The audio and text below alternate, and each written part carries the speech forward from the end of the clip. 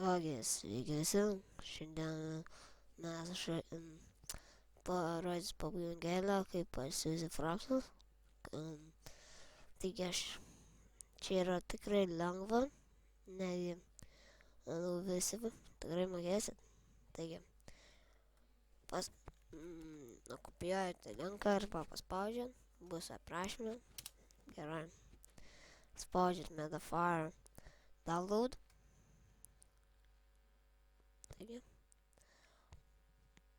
paspaudžiam, tada spausit download, spausit OK. Gerai, čia palaukime.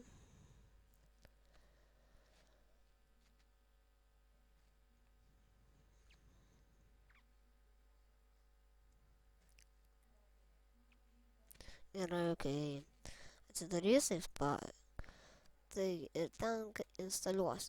Tikrai yra lengva ir panašiai.